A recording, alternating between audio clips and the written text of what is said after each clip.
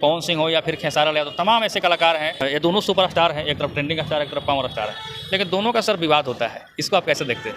देखिए, दोनों विवाद व्यावसायिक विवाद है। ये आपने काराकाट में देखा कि दोनों कैसे सारी हदों को पार करके एक मंच पे दिखे। लकीर के लेकर के हमेशा भिड़ंत होते रहता है। लकीर मतलब कि समझ में नहीं आता कि लकीर होता क्या है। उनको मैं बताना चाहता हूँ कि जरा 40 साल पीछे जाओ, 30 साल पीछे जाओ, 35 साल पीछे जाओ और याद करो वो गाना मैंने प्यार किया, फिल्म कहे तो उसे सजना। वो जितनी हिट फिल्म थी और जितना पॉपुलर गाना हुआ, क्या उतना पॉपुलर गाना तुम लोगों का होगा क्या? लकीर खींचा शारदा सिन्हा ने, फिल्म थी मैंने प्यार किया, गीत का बोल था कहे तो उसे सजना। अगर उससे बड़ा हिट गाना ये लोग दे दें, उससे बड़ा हिट गाना दे दें दोनों, है ना, तब इसको लकीर कहेंगे। अभी शारदा सिन्हा जी का लकीर तोड़ो ना, पद्म भूषण, पद्म श्री, पद्म विभूषण ये लेके दिखाओ, सीमा का उल्लंघन ना हो, है ना। किसी चीज़ को हर कोई जानता है कि हम शादी कर रहे हैं तो पत्नी के साथ क्या करेंगे, इसका मतलब थोड़े के गांधी मैदान में खटिया बिछा देंगे।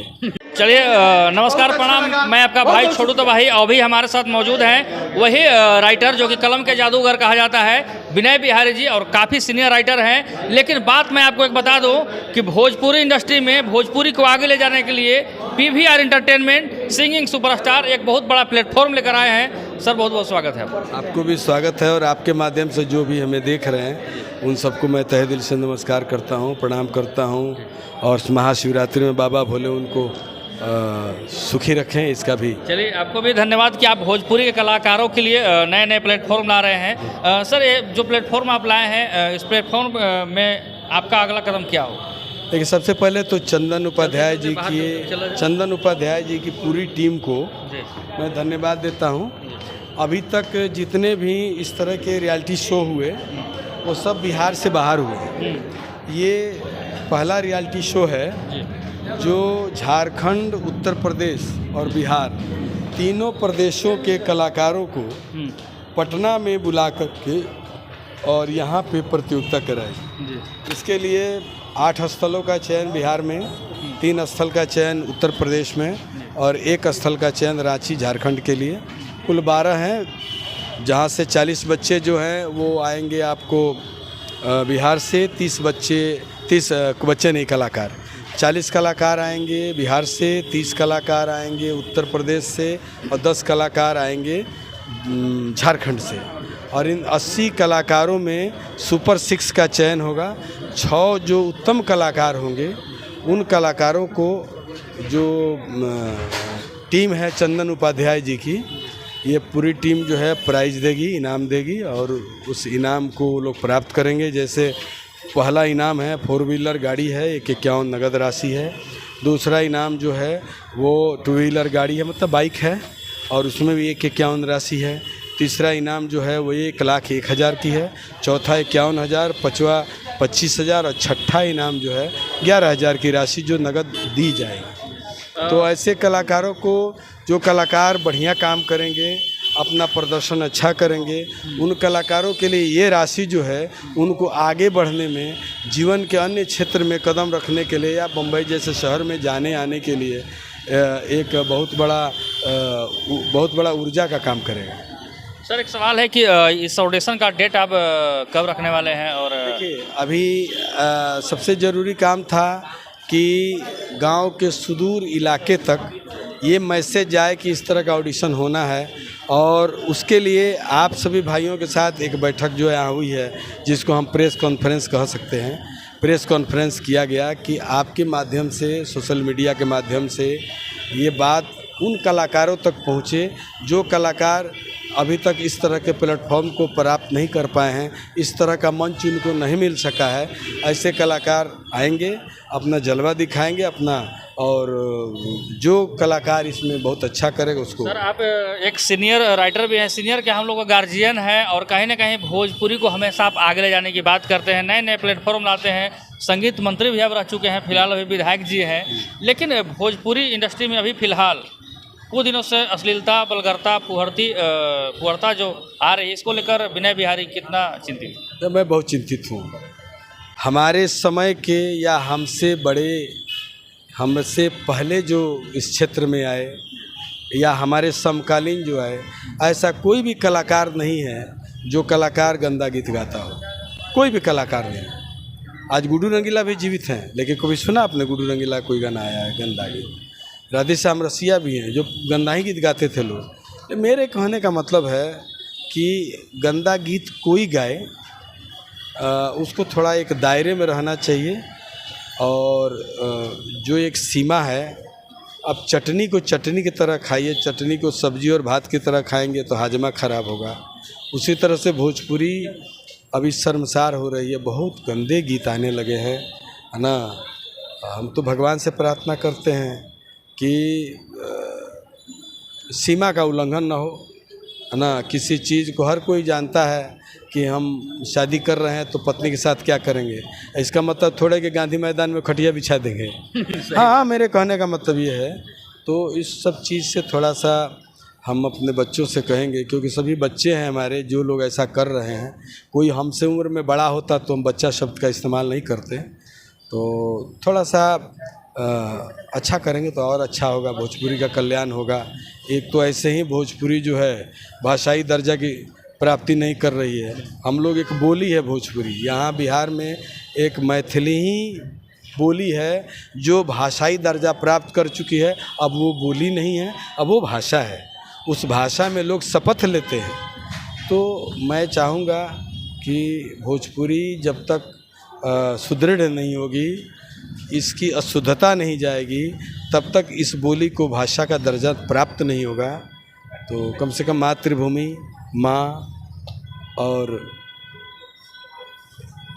मातृभूमि, ये तीन चीज़ों से मजाक कम हो, माँ से, मातृभाषा से, मातृभूमि से। सर एक सवाल लास्ट में चलते चलते हैं कि अभी फ़िलहाल आपने पवन सिंह हो या फिर खेसारी लाल यादव, तमाम ऐसे कलाकार हैं, विनय बिहारी जी जिनको गाने को दिए हैं, आज गाने सुने जाते हैं।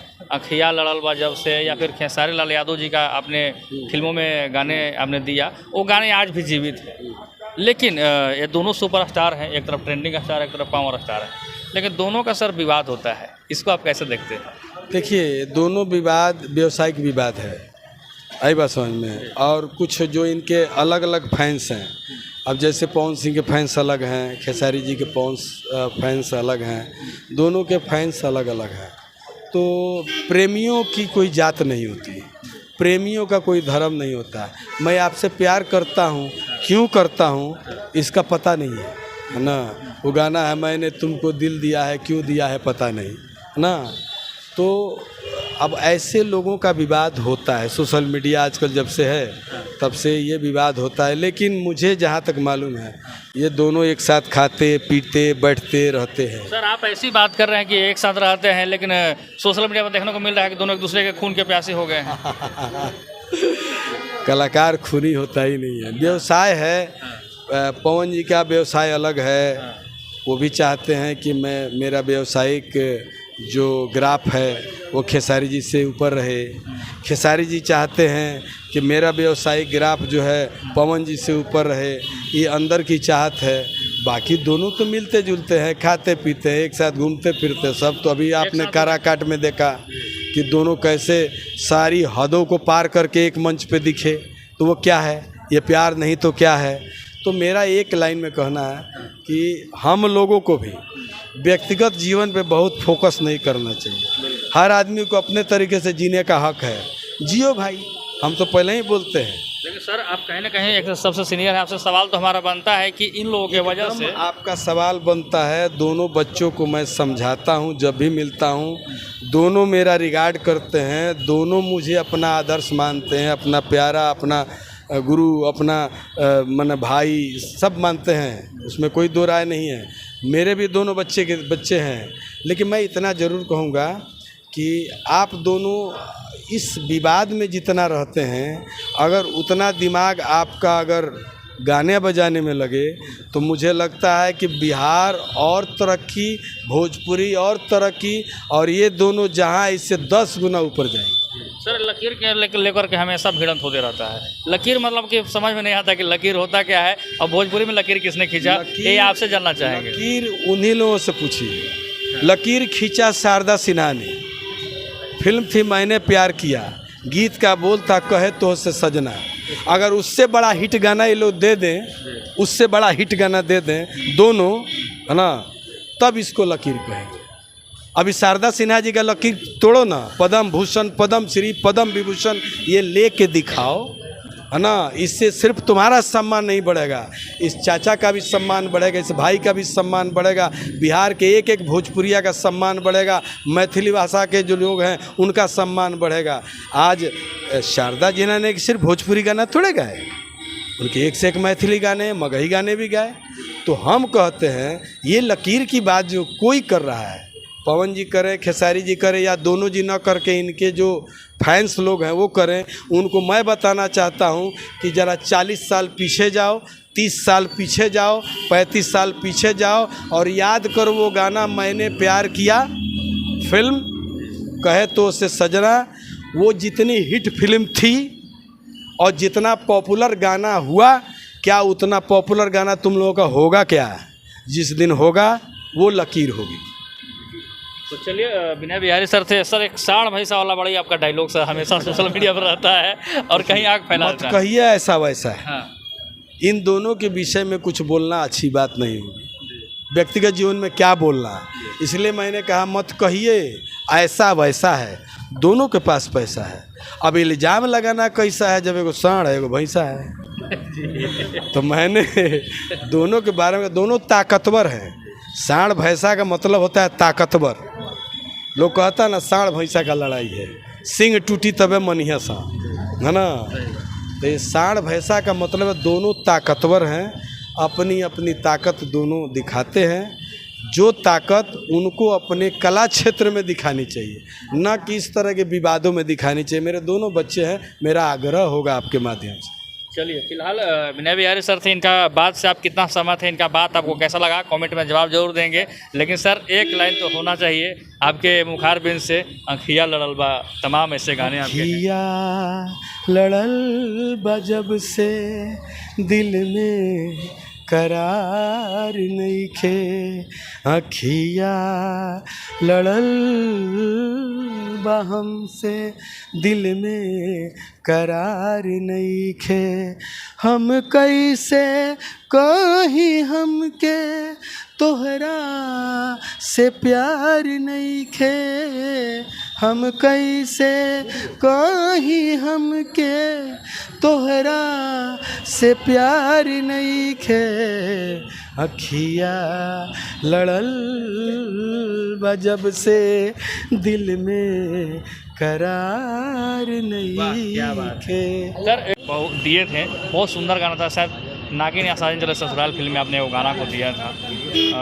वो था लहू के दो रंग, रूपवा सलोना ए धनिया हो, मन करे निहारत रही, अखिया के राहे तस्वीर तो हर दिल में उतारत रही, रूपवा सलोना ए धनिया हो, मन करे निहारत रही। बहुत बहुत धन्यवाद सर आपका।